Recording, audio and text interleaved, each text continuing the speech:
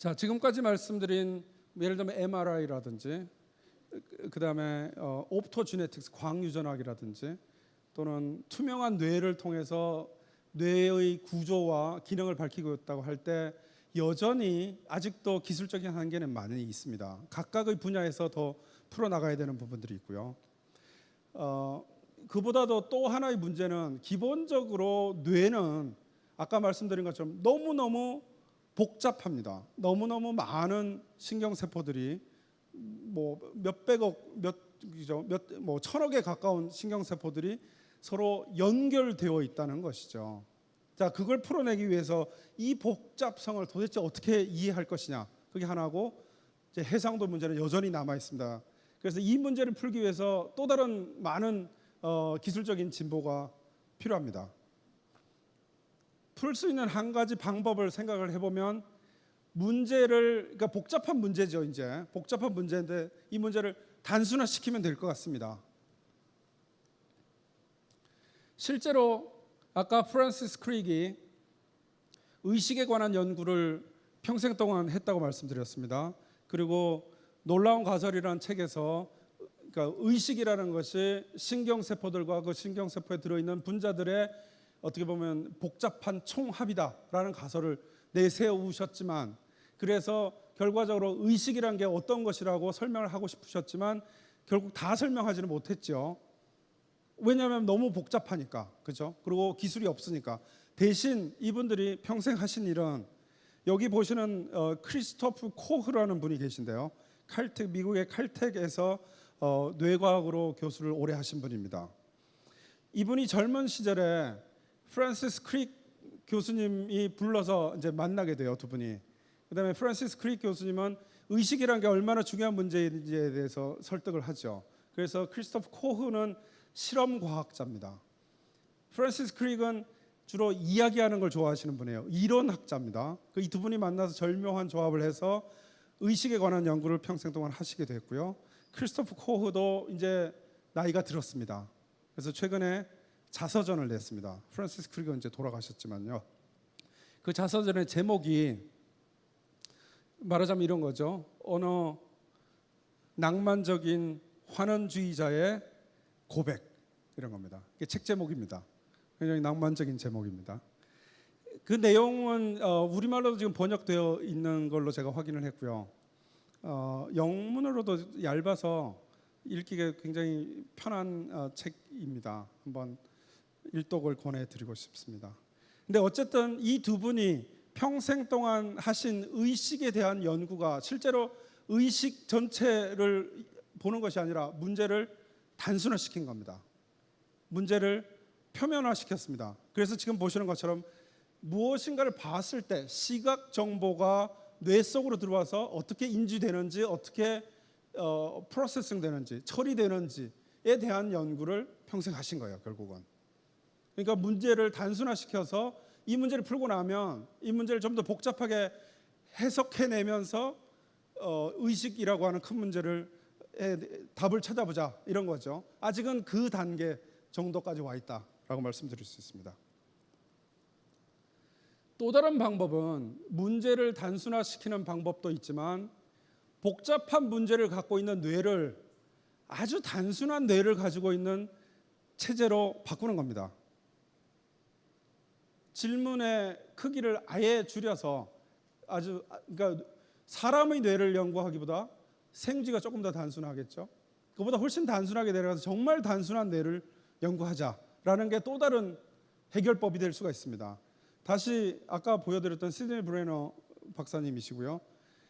DNA 이중나선 구조를 발견한 게 1953년입니다. 프란시스 크릭하고 제임스 왓슨이 논문을 네이처에다가 한 페이지짜리 논문을 내서 그러니까 분자생물학의 혁명을 이룩했죠. 그리고 불과 10년 지났을 때 시드니 브레너가 이런 주장을 합니다. DNA의 구조가 이제 밝혀졌기 때문에 어마어마한 분들이, 정말 멋진 과학자들이 분자생물학 분야에 다 뛰어들었습니다. 이거 조만간에 DNA 관련되어 있는 대부분은 다 풀릴 것 같아요. 그런 그런 질풍노도의 시간이죠. 지금 10년 정도면 사실 짧지 않은 시간일 수도 있습니다. 지금 보면 뭐 50년 전 이야기인데, 그렇죠? 그래서 이분의 주장은 분자 생물학은 이제 그 DNA에 머무는 게 아니라 훨씬 더 복잡한 생명 현상에 도전해야 된다는 주장을 합니다. 그게 발생이고 하나는요. 두 번째는 신경계입니다. 그러니까 뇌의 신비를 풀어야 되는 게 생물학의 궁극적인 목표다라고 주장을 하는 거죠. 그걸 할 수 있는 때가 왔다라고 이야기를 하시는 겁니다. 그러면서 기존에 있던 뇌는 너무너무 복잡하기 때문에 문제를 단순화시켜야 된다라는 거죠. 그래서 꼬마 선충이 등장을 했고요. 우리나라 정식 학명으로는 예쁜 꼬마 선충입니다. 예쁩니다. 지금 보시면 왼쪽 아래 보시면 이쁘게 앞으로 가다가 뭔가 싹 건드려지니까 뒤쪽으로 싹 돌아갔죠. 이게 말하자면 뇌의 행동입니다. 그렇죠? 뇌의 작용입니다. 정말 단순한 거지만 오른쪽 아래를 보시면 이제 이거는 사랑하는 행동입니다. 그 수컷이 암컷을 찾아가서 이렇게 눈이 없어요 사실. 그러니까 누군지 이렇게 살펴봐야겠죠. 그래서 계속 살펴보는 이런 행동을 합니다. 이게 신경의 사실은 종족 보존을 위한 가장 고도의 작용이죠. 그런데 이 꼬마 선충, 예쁜 꼬마 선충은 전체 세포가 1000개 정도밖에 안 됩니다. 1000개도 채 안 됩니다. 그 중에 무려 3분의 1 정도가 신경세포입니다. 그 신경세포는 사실은 의외로 많은 거죠. 의외로 많습니다. 그렇지만 사람의 1000억 개의 신경세포에 비할 수가 없죠. 너무너무 단순하죠. 그래서 예쁜 꼬마 선충의 신경세포들의 총합을 연구를 하면 고기를 좀 더 확장하면 이제 사람의 뇌도 이해하는 기반 정도는 해줄 수 있지 않을까 이런 생각을 할 수가 있습니다. 단 302개의 뉴런으로 동물 행세하고 있는 꼬마 선충입니다. 저희 실험실에서는 이런 조그마한 플라스틱에다가 키우는 거고요. 여기 노랗게 깔려 있는 것은 대장균입니다. 대장균을 먹고 삽니다. 영어 이름으로는 C 점 찍고 엘레강스 이렇게 되어 있고요. 제 이메일 주소가 엘레강스입니다. 나중에 혹시 질문을 오늘 하시다가 시간이 모자라시면 엘레강스로 이메일을 보내주시면 제가 답을 해드리겠습니다. 지금 보시는 저 검은검은한 조그만 막대기 같이 생긴 하나하나가 예쁜 꼬마 선충의 어른이고요. 1mm입니다. 아까 제가 MRI로 볼 수 있는 해상도가 1mm라고 말씀드렸잖아요. 근데 이 선충 전체 동물 한 마리가 1mm입니다. MRI로 들여다보면 아무것도 알 수가 없습니다. 302개의 신경세포 하나씩 들여다보는 수밖에 없겠죠. 그 연결의 의미를 찾아내면 커넥터움의 가장 단순한 형태를 우리가 규명하는 것이다 라고 말씀드릴 수가 있겠습니다. 그래서 시드니 브레너 경이 꼬마 선충을 이용해서 1960년대에 연구를 시작할 때 두 가지 방법을 씁니다. 그중에 첫 번째는 오늘 시간 관계상 말씀드릴 수 없는 유전학적인 방법이고요. 유전학적인 방법은 돌연변이를 찾아서 연구를 하는 방법입니다. 두 번째의 방법은 꼬마 선충의 길이가 1mm밖에 안 되니까 얘를 잘게 썰어서 전자현미경을 찍어서 이어 붙이면 꼬마 선충 한 마리를 통째로 우리가 재구성할 수 있지 않겠냐라는 겁니다. 그래서 이름부터 붙였습니다. Mind of Worm입니다. 벌레의 마음 좀 되겠죠. 꼬마 선충의 신경세포 302개가 어떻게 연결되어 있는지를 모조리 다 분석하겠다라는 꿈을 가지고 70년대, 80년대 한 20년에 걸쳐서 일을 해서 결국 완성을 합니다. 그래서 현재까지도 꼬마 선충의 어른에 해당하는 2마리 정도가 모든 신경계가 분석이 됐습니다. 그러니까 전자현미경 사진으로 한 13,000장 정도 되는 걸 이어 붙인 거죠. 지금 보시면 50나노 두께로 잘라서 전자현미경을 한 25,000배쯤 찍은 다음에 거기에 단면에 있는 신경세포들을 색깔을 다 다르게 표시한 다음에 13,000장을 이어 붙이는 겁니다. 수작업으로요. 그걸 해낸 거죠. 그래서 꼬마 선충의 커넥톰이 완성이 되었습니다. 이걸로 할 수 있는 일이 뭘까 이런 생각을 이제 좀 이따 말씀드리겠습니다. 좀 자세하게 이제 단면 전자명사 하신 단면 하나를 들여다보면 지금 색깔을 입혀놔서 좀 이뻐 보이지만 사실은 그냥 흑백이죠 전부. 그 중에 얘는 누구고 쟤는 누구고 이걸 다 표시를 해야 됩니다. 손으로 다 해야 됩니다. 그걸 13,000장 이어 붙인다고 생각해 보십시오. 만만치 않죠. 하기 쉽지 않은 일인데 한 겁니다. 그래서 좀 이제 추상화를 시켜서 이어 붙인 신경세포들의 세포의 핵은 어디 있는지, 그다음에 그 선은 신경돌기는 어디까지 가 있는지, 그다음에 누구랑 연결되어 있는지만 남깁니다. 연결되는 것은 보통 시냅스로 연결된다고 하죠. 현재 알려져 있기로는 저 300개 신경세포는 8,000개 정도의 시냅스를 가지고 있습니다. 8,000개면 이제 이미 엄청 복잡합니다, 사실은. 그래서 그걸 그림으로 표시하면 이런 모양이 표시가 되고요. 서로 다른 색깔들이 서로 다른 뉴런들입니다. 이 뉴런 하나하나를 저희는 해부학적으로 어떻게 생겼고 어떻게 연결되어 있는지 압니다. 아직은 기능은 다 모릅니다. 아직도. 커넥톰은 알려졌지만 커넥톰의 의미는 아직도 시작 단계에 있습니다. 해볼 수 있는 일은 아직은 이런 소소한 일들입니다. 여기 오픈웜이라고 하는 웹사이트가 있습니다. 이거는 오픈 소스로 해서 그러니까 사이버 상에서 C 엘레강스 꼬마 선충을 똑같은 모양으로 사이버 웜을 한번 만들어 보자라는, 말하자면 시민과학 같은 형태고요. 여기 들어가서 보시면 지금 가장 잘 시뮬레이션 되어 있는 커넥텀을 연결해서 이런 모양으로 한번 선충들이 움직일 거야라고 보여주는 정도가 지금 보시는 이런 정도입니다. 별로 예쁜 꼬마 선충답지 않게 썩 이쁘지는 않습니다. 움직임은 그런 대로 이쁘죠. 그러니까 커넥텀이 알려진 지 벌써 20몇 년이 넘었는데 우리가 시뮬레이션 해낼 수 있는 건 겨우 이 정도 수준에 있습니다. 이게 이제 그 샌디에고에 있는 어떤 연구실에서 오픈해가지고 전 세계에 오픈되어 있는 거고요. 이 지금 보여드리는 것은 제가 아마 처음 보여드리고 아마 오늘 보여드리는 게 마지막일 것 같은 데이터입니다. 2011년 어느 날 삼성 종기원에 있는 퓨처 IT 랩이라는 랩이 있었습니다. 그 랩에서 저희한테 연락이 와서 꼬마 선충의 신경계를 연구해서 새로운 컴퓨터를 만드는 데 써보고 싶다, 그런 이야기를 하시더라고요. 그래서 무슨 일을 하고 계신가 해서 궁금해서 한번 만나봤습니다. 그랬더니 이런 동영상을 갖고 오셨어요.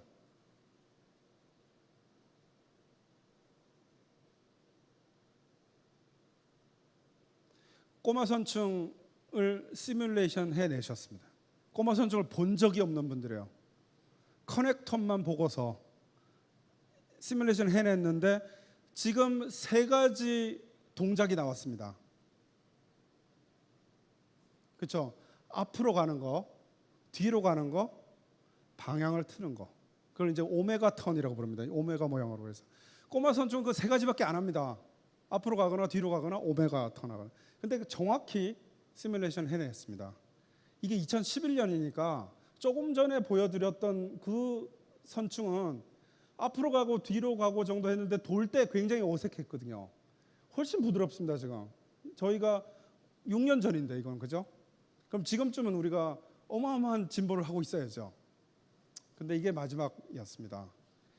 그 연구 정책이 바뀌어서 이 과제가 폐지됐습니다. 그래서 제가 오늘 이게 보여드리는 첫 번째 데이터이자 마지막 데이터가 되고 말았습니다. 또 다른 일을 할 수 있는 건 이런 겁니다. 카이스트의 정재승 교수님이 주로 하셨고 저희가 생물학적 의미를 덧붙이는 일을 했습니다. 꼬마 선충의 커넥텀을 통째로 분석을 해서 어떤 신경세포와 어떤 신경세포가 가까이서 일을 하는지, 어떤 구조를 하고 있는지 전체적으로 이런 걸 분석해내는 겁니다. 이거는 2011년에 저희가 발표를 했었고요. 한 예를 보여드리면 삼각형은 감각신경이고요. 네모는 인터뉴런입니다. 동그라미는 모터뉴런, 운동신경입니다. 근데 색깔이 서로 다른 것은 서로 다르게 그룹핑이 되는 겁니다. 그러니까 비슷한 역할을 하는 신경세포들은 비슷하게 묶여진다라는 게 이 그림에서 하나 보여드릴 수가 있고, 신경계도 나름대로 위계질서가 굉장히 뚜렷하구나 걸 보여드릴 수 있는 그림입니다. 자, 이건 사실은 저희가 아직 논문을 안 낸 거라서 여러분들은 그냥 보시고 바로 잊어 주셔야 되는 데이터입니다. 시애틀에 있는 워싱턴 대학의 응용수학과 연구팀하고 저희가 같이 하는 일이고요. 꼬마 선충의 커넥톰을 수학적으로 시뮬레이션을 해냅니다.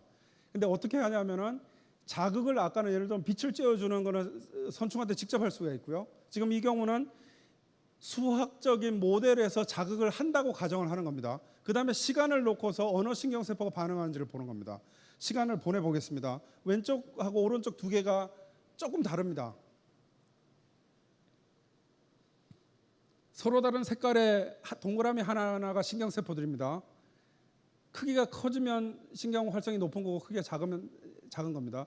그러니까 초 단위로 지금 넘어가는 거고요. 한 10초 정도 지금 지나갔고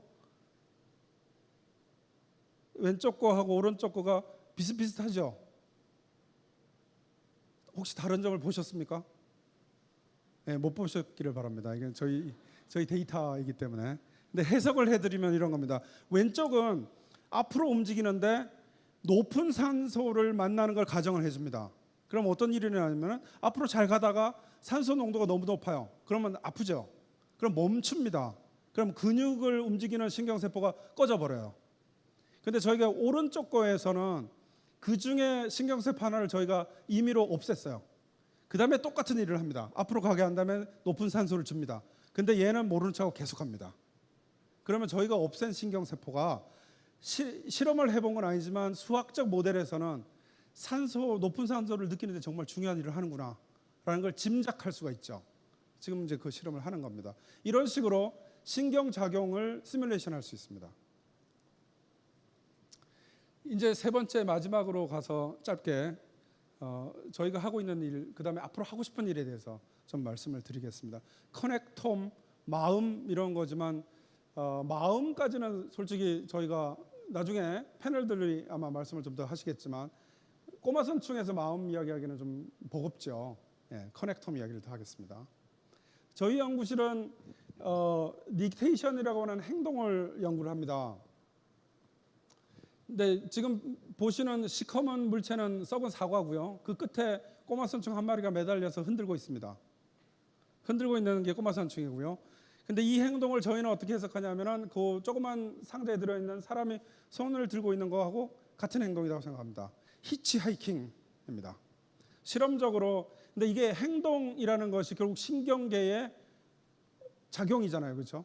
근데 그 행동을 하려면 환경이 어떤지를 알고 내가 결심을 하고 근육을 움직이는 겁니다. 어떻게 보면 상당히 고도의 뇌 작용하고 마찬가지입니다. 문제를 단순화시킨 겁니다. 근데 이게 정말로 히치하이킹 행동이냐를 저희가 조사를 하기 위해서 실험을 해봤습니다.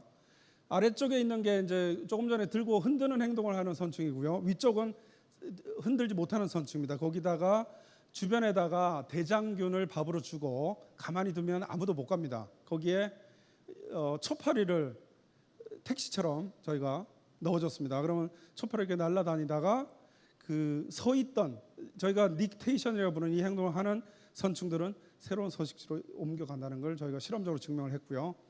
이게 종 확산 행동이라는 걸 증명했습니다. 요즘에는 사람들이 초파리가 꼬마 선충하고 뭐 같이 있겠냐 그런 이야기들을 하셔서 조금 더 실질적인 실험을 했습니다.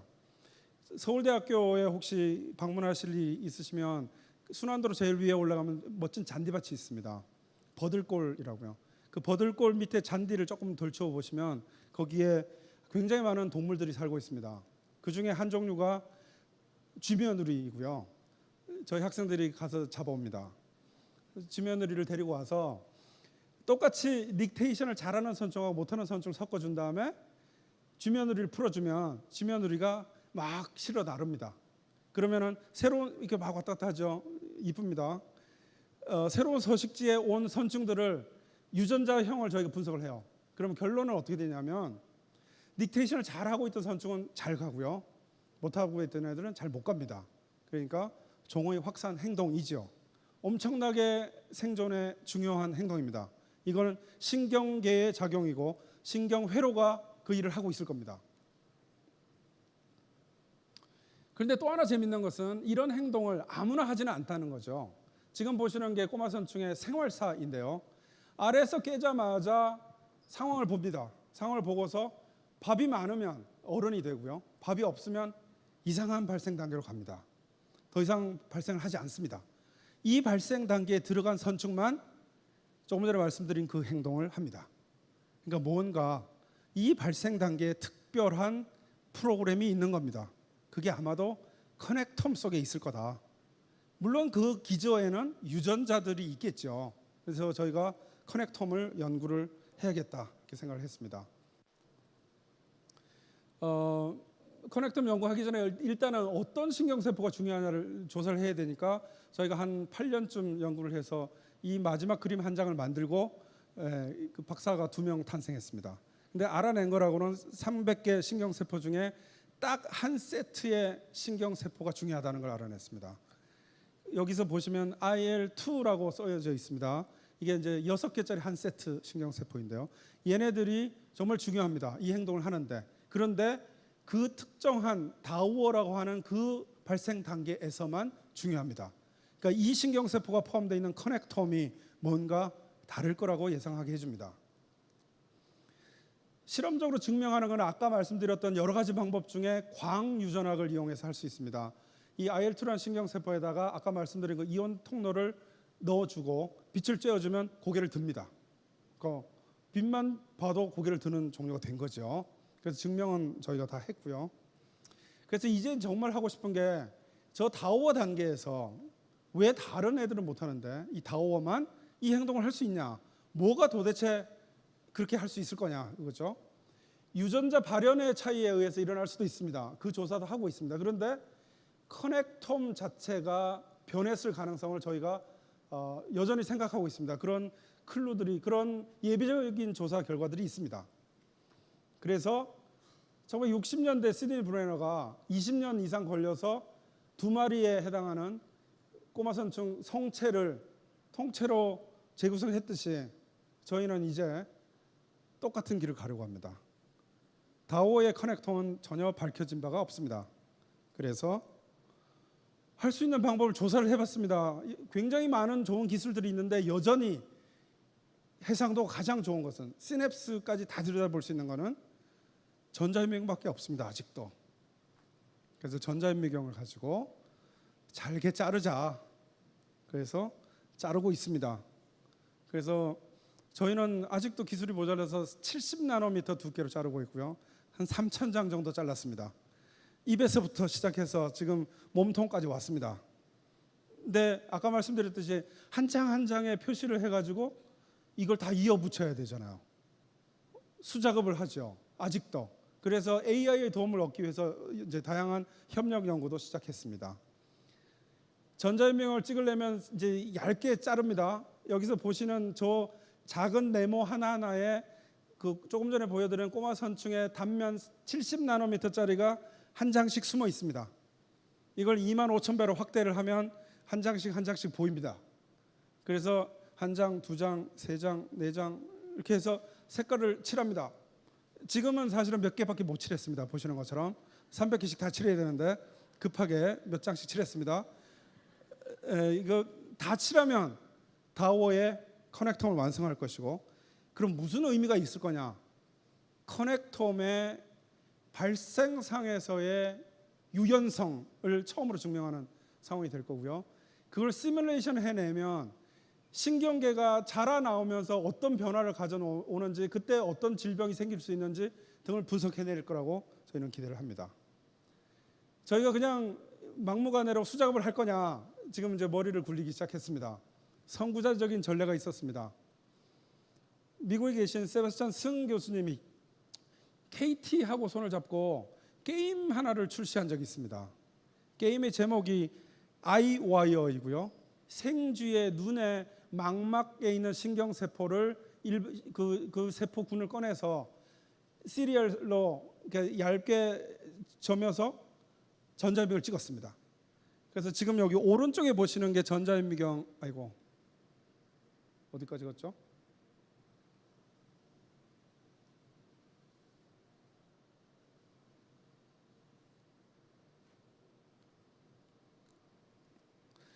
오른쪽에 보시는 이 사진이 전자현미경 사진이고요. 그러면 게임이지 않습니까? 온라인 게임입니다. 게임 좋아하는 사람들이 들어와요. 색을 칠합니다. 장을 넘기면서 계속 색을 칠하면 왼쪽에서 그림을 그려주는 거예요. 그러면은 실제로 실험하는 사람은 전자현미경 사진을 던져주는 거죠. 그럼 게이머들이 들어와서 게임을 합니다. 그러면 한 열흘쯤 지나면 그림이 그려져 있는 거죠. 그러면 1등한 사람은 여기 있고 등수를 매겨줍니다. 그래서 제일 잘하는 사람한테는 뭐 아이패드도 주고 이제 이런 일을 하는 거죠. 그러니까 일종의 시민과학을 한 거죠. 그래서 지금은 이제 그 정도 하고 정리가 된 것 같습니다. 그래서 저희가 이름부터 지었습니다. 저희도 다워 와이어라고 약간 짝퉁 같지만 그래서 국내산으로 어마어마한 의미가 있다고 생각하고요. 시민과학 형태로 해보려고 합니다. 저희 전자현미경 사진이 해상도가 충분히 완성되면 가능할 거라고 생각하고요.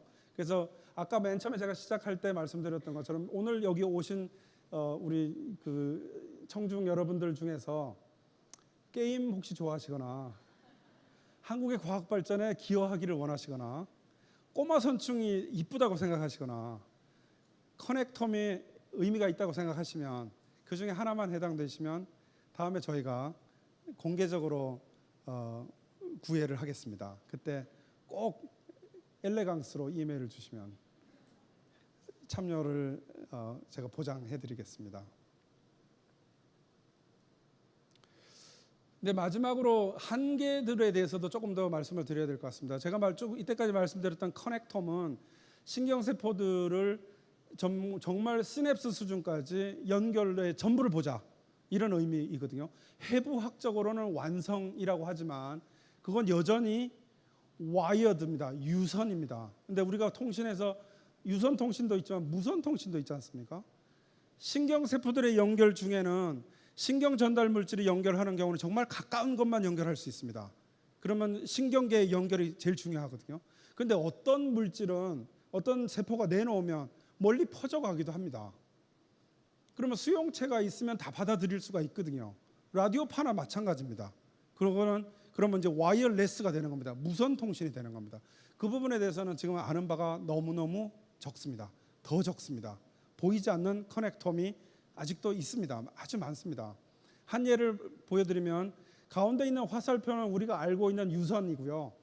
뺑 돌아 있는 저 많은 신경세포들은 무선으로 연결되어 있다고 상상이 되는 예상이 되는 세포들입니다. 이 정도면 우리가 저 유선 가지고 설명한다는 게 불가능할 수도 있습니다. 설명할 수 있는 것만 있겠죠.